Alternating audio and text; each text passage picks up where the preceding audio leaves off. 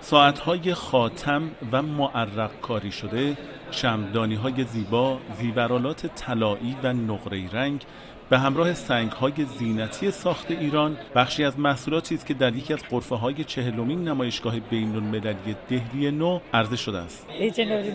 همه محصولاتی که اینجا عرضه شده بهداشتی با کیفیت و خوبه. دوست دارم از اینجا خرید کنم. در کنار این کالاها عسل، خرما، زعفران، شیرینی، شکلات، خشکبار و محصولات متنوع دیگر ایرانی نیز برای فروش در معرض دید مراجعه کنندگان قرار گرفته است. شیرینی‌های نارگیلی و شکلات ایران واقعا خوشمزه هستند. پیش از خرید هر کس میتونه تست کنه. ما تست کردیم، خوب بود، می‌خوایم بخریم. بعد از 2 سال وقفه در کار این نمایشگاه بین‌المللی به علت شیوع کرونا، تجار 9 کشور جهان به همراه بازرگانان ایالت‌های مختلف هند در این نمایشگاه حضور یافتند.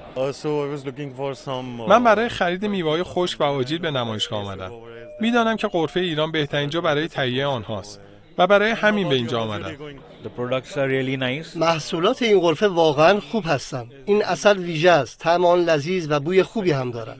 در این نمایشگاه که سرآغاز فعالیت‌های تجار کشورهای مختلف جهان بعد از کرونا در هند محسوب می‌شود، 3000 غرفه دایر شده. سهم ایران تنها 3 غرفه بوده است. غرفه‌دارانی که از ایران در این نمایشگاه حضور پیدا کردند، قراره به مدت 6 ماه با حضور در شهرهای مختلف هند محصولات خودشون رو عرضه کنند. حسن عبدالملکی، خبرگزاری صدا و سیما، دهلی نو.